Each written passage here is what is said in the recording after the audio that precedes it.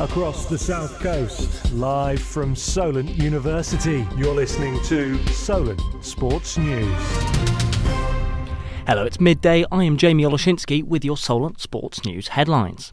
Southampton will try and reignite their chances of automatic promotion this evening as they travel to top of the table Championship side Leicester City. The pressure was kept on in the race for promotion to the Premier League last night as second place Leeds claimed all 3 points away at Middlesbrough. But Saints boss Russell Martin says that despite the tough loss on Saturday at Cardiff, they must keep performing. The final destination doesn't change, but how we do it might have to change a little bit. And I think these 3 games we have now are incredible for us in any way it goes. So whatever happens with other results, but in preparation for what could be a huge 3 games at the end of it as well.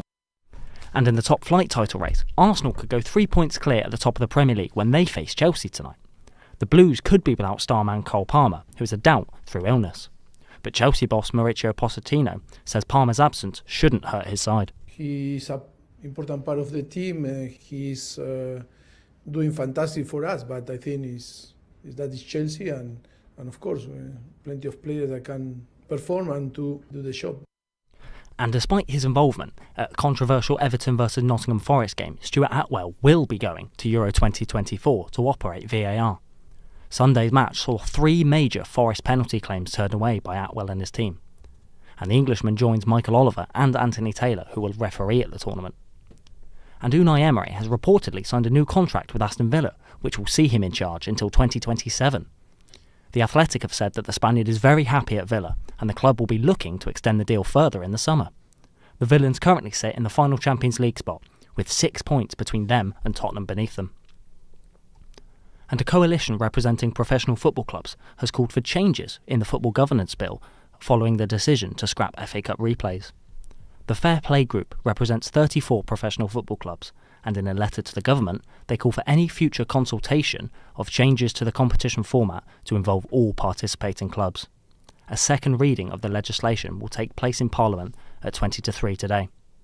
And in Italy, Inter Milan have won Serie A with 5 games remaining, beating AC Milan 2-1 at the San Siro last night. This is Inter's 20th title, pushing them to second in all-time Scudetto winners after Juventus's 38 victories. And today, in the Crucible, the World Snooker Tour is on. We are joined by snooker correspondent Harrison. What's happening in the snooker, Harrison? Hello, Jamie. I can tell you that Kyron Wilson has just taken an early 4-1 lead against Dominic Dale, who is back at the Crucible for the first time in 10 years, but that could soon come to an end. On the other table, world number 7 Ding Junhai has taken a 3-2 lead against world number 17 Jack Lisowski in a match that is definitely living up to the hype. And later on, Mark Allen will take on Robbie Williams at 2:30, whilst Barry Hawkins is in action against Ryan Day at 7 p.m. Thank you very much, Harrison. And sticking with snooker, Mark Selby has hinted at his retirement after losing in round 1 in the World Championships yesterday. The 4-time world champion lost 10-6 to Crucible debutant Joe O'Connor, even trailing 7-2 at one point. Selby described his efforts as pathetic from start to finish and stated that it might be time to do something else. And in golf, the world number 1 has pulled out of this week's LPGA event, stating she needs to get some rest. Nelly Korda won the first women's major of the year, the Chevron Championship, last week, and this victory meant she's won 5 tour events in a row, equalling Nancy Lopez and Anika Sorostam's records.